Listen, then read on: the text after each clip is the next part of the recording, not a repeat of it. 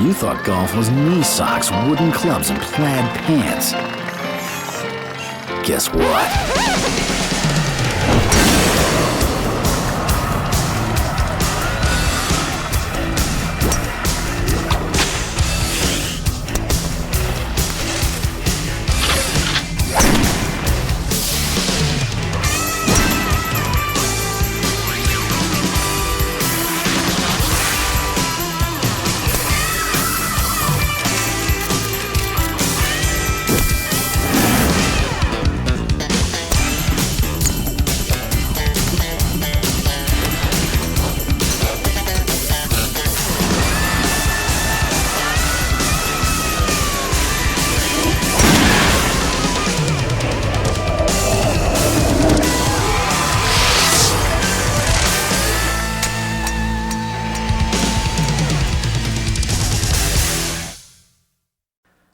When a ball is above your feet, first of all, you're going to have to understand you must be a little bit more erect from the waist up.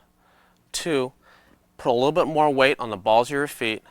And lastly, aim a little bit further right because you will draw or pull the ball a fraction more. Well, when a ball is below your feet, first of all, you're going to have to bend your knees a little bit more. After you bend your knees a little bit more, you have to make sure your weight is more towards your heels. And then lastly, you're going to have to aim a little further left because more than likely your ball will cut a little bit. When chipping with a 3-wood or a fairway wood, what you must understand that you must use a putting grip. What I like to use is a reverse overlap, which is my natural putting grip. I like to put my right index finger and my right thumb on the shaft. I play my ball off my right toe, and from there I make my same chipping stroke like I normally would. On a little chip shot around in greens, I like to weaken my left hand, or just move it a little more left on the club. From there, that means my back of my left hand is facing the target. I cock the club up a little bit quicker and try and drag the back of my left hand towards the target. When you're playing out a really deep rough, you must squeeze your left hand a little bit tighter, cock the club up a little bit quicker on the way back, and then from there, release it as hard as you can on the way down.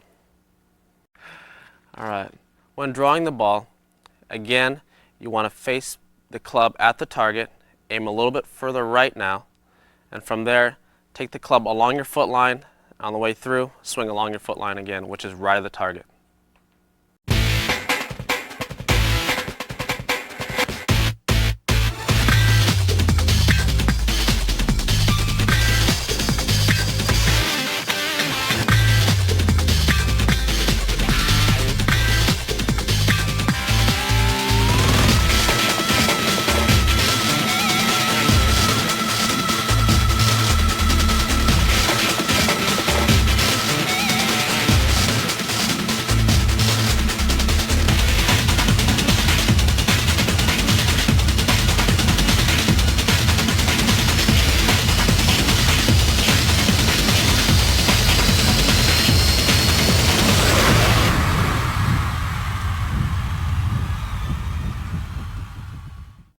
EA Sports. It's in the game.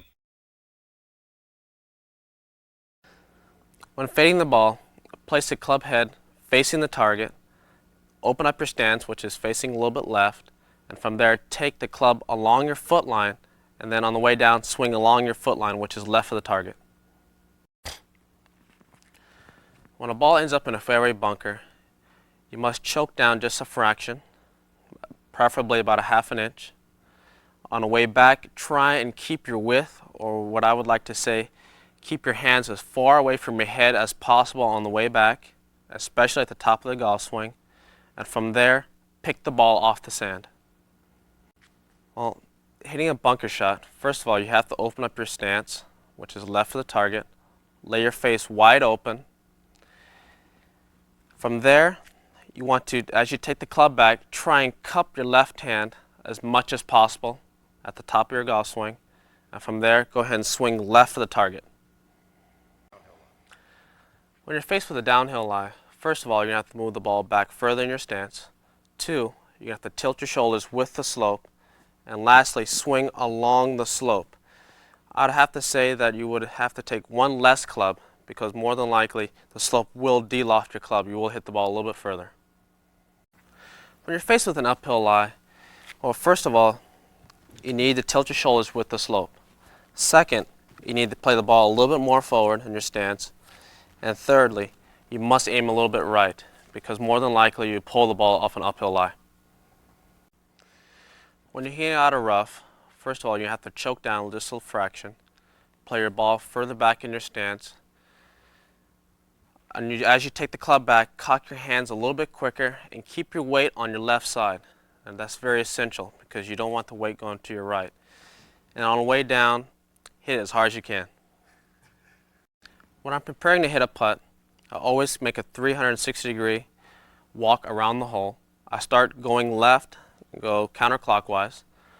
From there, I get behind the ball and I get into a crouch in which I usually cover my face so I have a tunnel vision, something like this. That enables me to block out everything from cameras to people and just let me focus strictly on my line and how I want it to get the ball in the hole. After I determine the line and the pace, from there I go ahead and feel the putt with my hands. As I'm getting over the ball, I'm thinking nothing but pace. And from there I try and feel the pace of my stroke. Get into a good rhythm. I take 1, 2, and on my second practice stroke, I look up at the hole to try and get a feel for how hard I'm supposed to hit this putt.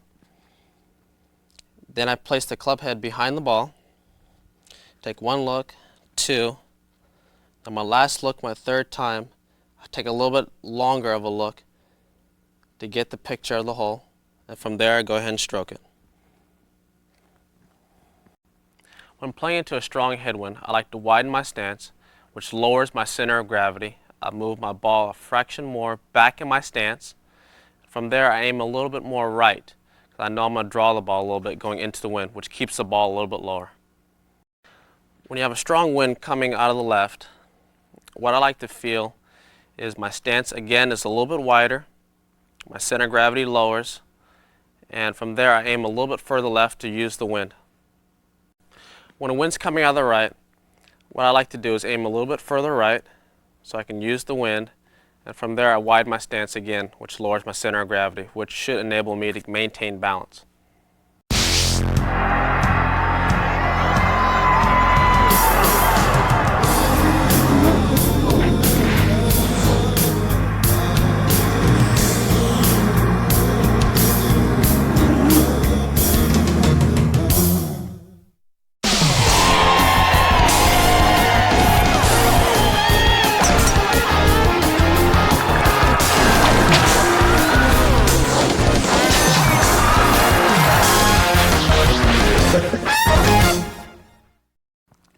When you want to spin the ball a little bit more from the fairway, first of all, you're going to have to understand that you must choke down just a fraction. From there, shorten up your swing, make it a little bit more compact and a little more speedy at the bottom. So you want to release your hands just a fraction more.